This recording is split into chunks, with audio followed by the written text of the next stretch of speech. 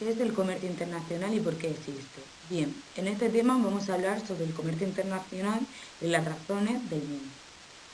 En este dibujo podemos observar distintos países, un barco que comercia, o sea, transporta bienes y servicios entre diferentes países de acuerdo o negocio.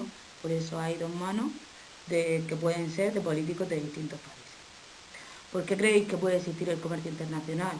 Pues bien, el comercio puede existir porque un país se especializa en un bien y otro se especializa en otro, entonces se intercambian. ¿Por qué se pueden especializar? Pues bien, porque el clima favorezca producir un bien o producir otro, porque los factores productivos sean diferentes, porque la mano de obra y el capital humano sean distintos, entre otras razones que más tarde vamos a ver mucho más ampliadas. Además puede existir el libre cambio y el proteccionismo. El libre cambio permite la entrada y salida de bienes y servicios entre los diferentes países. Favorecerá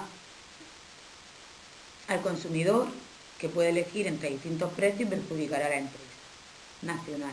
Mientras que el proteccionismo, al contrario, al establecer una medida arancelaria o una medida para proteger la producción del país, que más tarde veremos, entonces lo que beneficia es a la empresa nacional y perjudica al consumidor, que debe pagar el precio que establezca esa empresa. Pues bien, vamos a comenzar a ver este tema. Bien, comenzamos con la definición del comercio internacional que anteriormente hemos enunciado brevemente. El comercio internacional consiste en la compra de bienes y servicios entre diferentes países. Cuando un país vende algo a otro, está realizando una exportación, mientras que el país que lo compra del exterior realiza una importación.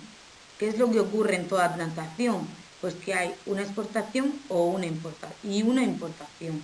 A ver, si España compra un coche alemán, España está importando, pero al mismo tiempo Alemania está exportando este coche. Por lo tanto, como hemos dicho anteriormente, siempre que se realiza una transacción de un bien o servicio entre los distintos países, se produce una exportación y una importación. Bien. Ahora vamos a hablar de las razones que en la introducción ya hemos comentado por las que existe un comercio internacional. Hemos dicho que existe un comercio internacional porque los países cuentan con recursos distintos. Por lo tanto, unos países se especializan en producir mejor un bien y más barato que otros. ¿Por qué? Hemos hablado antes de las diferencias de clima, que es un factor súper importante. Si observamos este ejemplo, lo entenderemos con mayor facilidad. Como el clima tropical se da sobre todo en Colombia. Colombia es principal exportadora de café, porque se ha especializado en café. ¿Qué ocurre en el caso de España? España exporta turismo, porque tenemos gran cantidad de horas de sol a lo largo de todo el año. También hemos dicho antes que un país se especializa en un bien o en otro por la diferencia en los factores productivos. No todos los países tienen los mismos factores productivos. Por ejemplo, Brasil, que tiene muchos bosques, por lo tanto, se especializa en exportar madera. Arabia Saudí, que tiene muchas reservas de petróleo, se especializa en petróleo. Lo mismo que ocurre con los factores productivos, ocurre también con el capital y el trabajo. Algunos países tienen una gran cantidad de capital, como es el caso de Alemania, que les permite tener una potente industria y ser un poderoso fabricante de automóviles y por lo tanto exportador principal de automóviles. En otros países, como en China, se caracteriza por tener abundancia en trabajadores, por lo que es lógico que se especialicen en esos productos que necesitan mucha mano de obra. Por ejemplo, puede ser la ropa.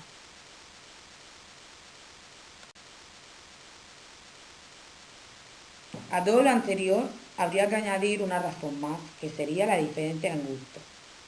Si todas las empresas tuviesen los mismos factores productivos o tecnologías, también podríamos estar interesados en el comercio internacional. Por ejemplo, España e Italia podrían producir ropa al mismo coste y al mismo precio, pero los españoles podríamos estar interesados en comprar ropa italiana porque nos gusta más ese estilo. Por lo tanto, la diferencia en gustos también provoca que haya compras entre los diferentes países. En conclusión, todos estos factores provocan diferencias entre los países a la hora de producir bienes. Los países se especializarán en aquellos productos para los cuales están mejor preparados y las empresas podrán producir grandes cantidades y como consecuencia disminuir sus costes de producción. Esto está muy claro hasta aquí. Entonces, a todo esto hay que añadir un factor súper importante a la hora de definir el comercio internacional. Este concepto es el de la ventaja comparativa, que consiste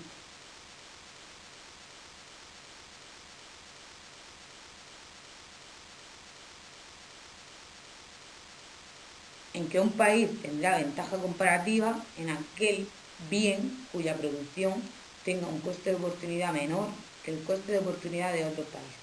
Es decir, un país tiene ventaja comparativa siempre que el coste de renunciar a este bien es más pequeño que el coste que tendrán otros países por renunciar a él. Dicho de otra manera, hay ventaja comparativa en aquel bien en el que soy mejor que el resto. Vamos a ver un ejemplo. Si España produce 3 quesos en una hora y 3 croissants en una hora, el coste de oportunidad de dejar de producir un queso será un croissant. El de dejar de producir un croissant será un queso. Pero en cambio, en el caso de Francia, produce un queso la hora y 2 croissants. El coste de oportunidad de dejar de producir un queso serán 2 croissants. Por lo tanto, es mayor que en el caso de España. Y el coste de oportunidad de dejar de producir un croissant medio queso. Por lo tanto, es menor que en el caso de España. España tendrá ventaja comparativa en quesos, mientras que Francia la tendrá en croissants. Si vemos otro ejemplo mucho más práctico, podemos ver, en el caso, Carmen es una ingeniera, desarrolla programas informáticos y un cliente le ofrece un proyecto de 300 euros al día. Antonio, en cambio, debe ir a hacer un trabajo por el que le pagan 100 euros al día. Este día es muy importante que haga toda la instalación eléctrica de la casa. Carmen es mejor en su trabajo, cobra más dinero y también es mejor en la instalación, aunque Antonio podría hacerlo en un poco más de tiempo. ¿Debe Antonio ir a trabajar porque es la peor que la instalación eléctrica? La respuesta es no. ¿Por qué? Porque la clave está en la ventaja comparativa. Carmen, al renunciar al proyecto, le supondría un coste de oportunidad de 300 euros, mientras que Antonio solo 100. Entonces, ¿quién debe hacerlo? Pues debe hacerlo Antonio, porque el coste de oportunidad es menor, como en el ejemplo que hemos visto en el caso del queso y del croissant. Por lo tanto, hemos dicho que un país tiene ventaja comparativa en aquel bien cuyo coste de renunciar a ese bien es más pequeño que el coste que tendrán otros países. En el ejemplo, España tiene ventaja comparativa en el queso y Francia en croissants. Una vez que hemos visto los motivos por los que existe el comercio entre los distintos países, vamos a hablar del libre cambio y del proteccionismo. El debate en el comercio internacional se centra en las políticas librecambistas y las políticas proteccionistas. Entonces ahora vamos a ver lo que definen ambas posturas. El libre cambio defiende que no se ponga ningún tipo de obstáculo al libre comercio. Tal y como hemos visto anteriormente al definir ventaja comparativa, cada país debe especializarse allí donde es comparativamente mejor, por lo tanto el coste de oportunidad es menor que el resto de los países y luego intercambiar bienes con otros países. ¿Por qué? Porque así todos salen beneficiados. Ahora, cuando veamos las razones que defiende el libre cambio, podremos darnos cuenta de que el libre cambio tiene la consecuencia de que tiene una mayor riqueza para el país y un mayor bienestar para los ciudadanos. Podemos elegir entre precios menores porque podemos elegir entre las distintas empresas de los distintos países, hay más variedad de cantidad de productos, las empresas intervienen en menos costes y por lo tanto Aquí el que se verá beneficiado será el consumidor. Bien, los defensores del libre cambio dicen que el libre comercio tiene las siguientes ventajas. Más eficiente en la producción. El comercio internacional permite especializarnos en aquellos bienes en los que somos más productivos. Por lo tanto, ¿qué ocurrirá con eso?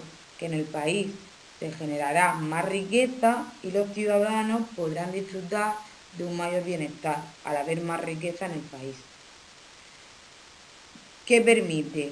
Que haya más competencia y por lo tanto menores precios, porque puedo elegir el precio como consumidor que más se adapta a mis necesidades. El comercio internacional provoca una mayor competencia entre las empresas, ya que no solo tienen que competir con las empresas nacionales del propio país, sino que también deben competir con empresas extranjeras de otros países. Un ejemplo muy claro lo vemos en el caso de Telefónica. Hasta hace unos años Telefónica era la única empresa en telefonía, pero al entrar empresas extranjeras, ¿qué es lo que ocurre? Que se produce un aumento de la competencia. ¿Y cómo hacen las empresas para ganar clientes? Pues bajar los precios. La competencia permite disminuir los precios, conseguir mayor calidad de producto y otra cosa súper importante es fomentar que las empresas tengan que estar innovando continuamente. Otra de las ventajas que ofrece el librocambismo es más variedad y cantidad de productos. Si no hubiese comercio internacional, muchos países no podrían consumir muchos productos. Por ejemplo, en España no tenemos petróleo, pero podemos importarlo, como hemos dicho antes, de Arabia Saudí, gracias al comercio internacional. De la misma manera, el comercio internacional permite consumir más variedad de bienes. Aunque aquí tenemos un excelente queso manchego, podríamos disfrutar de un queso francés o de un queso holandés. Otra de las ventajas del libre cambio son menos costes para algunas empresas, dando lugar a economías de escala. A medida que las empresas se hacen más grandes, se generan economías de escala. ¿Y esto cuándo ocurre?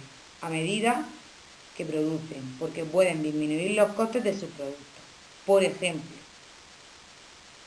Zara al vender tanto puede desarrollar grandes tecnologías que requieren una gran inversión, pero una vez que esta inversión está hecha, ya podemos producir mucho más barato que otras tiendas más pequeñas. El comercio internacional, por tanto, permite ampliar mercados y que empresas como puede ser Zara, el Banco Santander, se hagan más grandes y abaraten costes. Para concluir con el libre cambio diremos que para los defensores del libre comercio se consigue un mayor bienestar para todos los ciudadanos y una mayor riqueza para el país. Podremos disfrutar de costes y precios más baratos, además de una mayor cantidad y variedad de productos. Pero, sin embargo, el inconveniente del libre cambio es que llevarlo a la práctica no resulta fácil. Incluso los países que más se han beneficiado a lo largo de los años del comercio internacional, como ha sido el caso de China, Japón, Corea del Sur, han utilizado alguna vez unas medidas proteccionistas como pueden ser un arancel, una medida de higiene, una medida de calidad, un contingente, que ahora después más tarde los explicaremos para entender de qué se trata. Por lo tanto, el libre comercio al 100% no siempre es fácil y esto es porque hay argumentos a favor del proteccionismo. Ahora vamos a definir el proteccionismo y a ver que el proteccionismo también tiene muchas ventajas. Bien, vamos a definir el proteccionismo. El proteccionismo defiende que hay que poner obstáculos a la entrada de productos extranjeros. Según los proteccionistas hay varios motivos que justifican esta estrategia, aunque la principal es proteger la empresa nacional y como consecuencia los consumidores pagan precios más altos y son los principales perjudicados.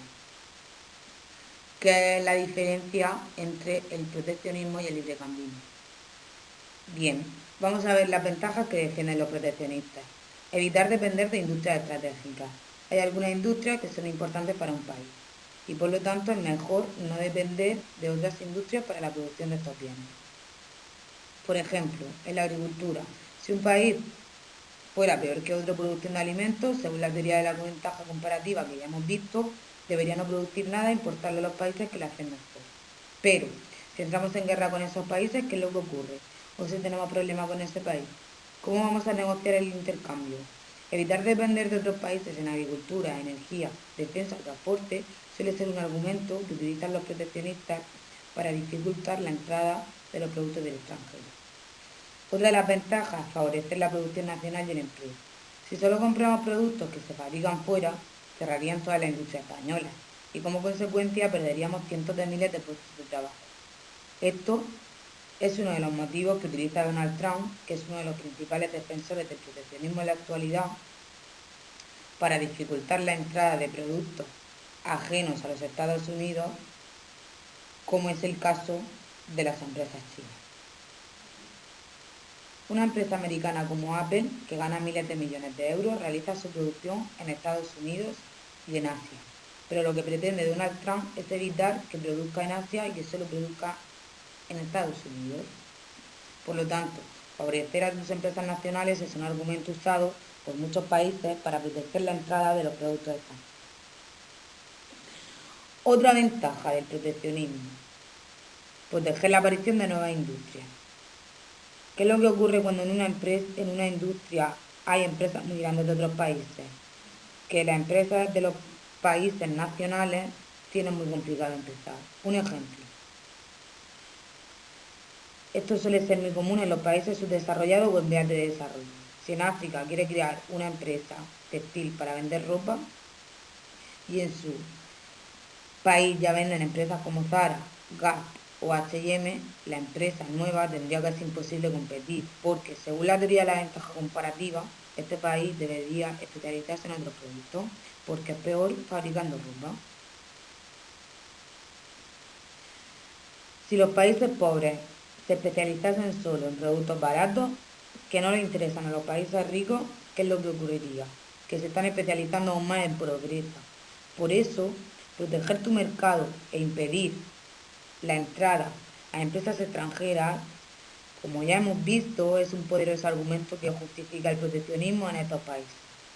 Y por último, vamos a ver otra ventaja del proteccionismo, que es la recaudación del dinero. Existen distintas medidas para frenar la entrada de productos extranjeros. Una de ellas es los aranceles. Los aranceles es una medida de tipo económico que se paga a la entrada del producto extranjero. ¿Y esto qué hace? Beneficiar, por tanto, a la empresa nacional, pero perjudicar al consumidor, que debe pagar un precio más alto. Si España vende un pollo a 5 euros, pero Francia lo vende a 4, vamos a comprar el francés. Si la Unión Europea dice que hay que poner un arancel a la entrada del producto extranjero de 3 euros, entonces el pollo francés costará 7. ¿Qué es lo que ocurrirá? Que si el consumidor quiere comprar el pollo francés, pagará más. Pero si no, comprará el de la empresa nacional, el de la empresa española, y por lo tanto, la empresa nacional saldrá beneficiada, mientras que el consumidor se perjudica porque paga un precio más alto. Ya que hemos visto el caso de una barrera como es el arancel, vamos a ver otras 3. Por ejemplo, los contingentes, que ya no se tratan de una medida de tipo económico, sino que es un límite a la importación de algunos productos, es decir, se fija un número máximo de productos extranjeros que pueden entrar. Otra ventaja, otra medida sería la subvención a las empresas nacionales. ¿Qué ocurre con esto? Se da una ayuda a la empresa nacional para que la empresa pueda bajar el precio y competir con las empresas extranjeras. En este caso, los consumidores no saldrán perjudicados. Las empresas podrán vender más barato al extranjero y, por lo tanto, podrán aumentar su producción nacional y el empleo del país. Y la última medida de tipo proteccionista serían barreras no arancelarias. Son una serie de barreras que dificultan la entrada de productos extranjeros. Por ejemplo, pedir que los productos entren con unos ciertos estándares de calidad, que cumplan medidas de higiene o tramiten distintos documentos en aduana que te retrasan la entrada del producto.